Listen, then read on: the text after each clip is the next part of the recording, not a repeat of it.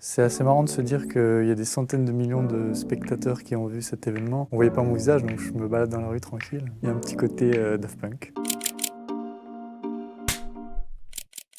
Vous m'avez sans doute vu cet été, j'étais caché sous le costume du Golden Voyageur pendant la cérémonie de clôture des Jeux Olympiques. J'étais un petit peu en contact avec Thomas Joly sur les réseaux sociaux puisque j'avais vu ce qu'il avait fait avec Starmania et j'avais trouvé ça absolument extraordinaire, donc on s'était suivi un peu sur les réseaux. Un jour, il y a quelqu'un de son équipe qui m'a contacté, on s'est rencontrés dans un café, il m'a donc montré un peu tout le projet, ce sur quoi ils étaient en train de travailler depuis plusieurs mois. Quand ils m'ont présenté ce personnage, j'ai trouvé ça incroyable et je me suis surtout dit que je pouvais vraiment en faire quelque chose d'un peu original. On a rarement l'occasion de performer au Stade de France dans ce genre de contexte. Là, c'était environ 2 mois et demi avant le spectacle. Je me suis fait un malin plaisir à mettre un petit peu de contorsion, un petit peu d'acrobatie, un petit peu de danse. Et c'est ça qui fait, je pense, l'originalité de ce personnage.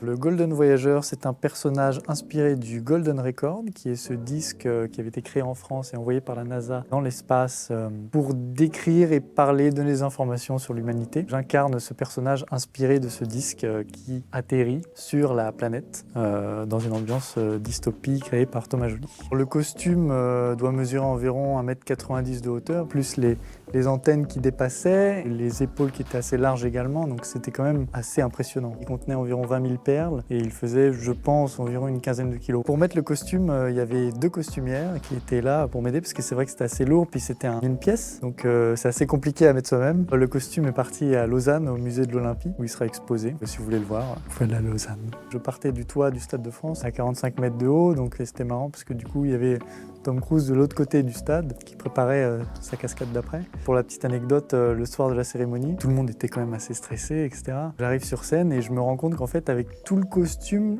la fumée, les lumières, je vois pratiquement rien, quoi. C'est-à-dire que je vois 2 mètres devant moi, mais à peine.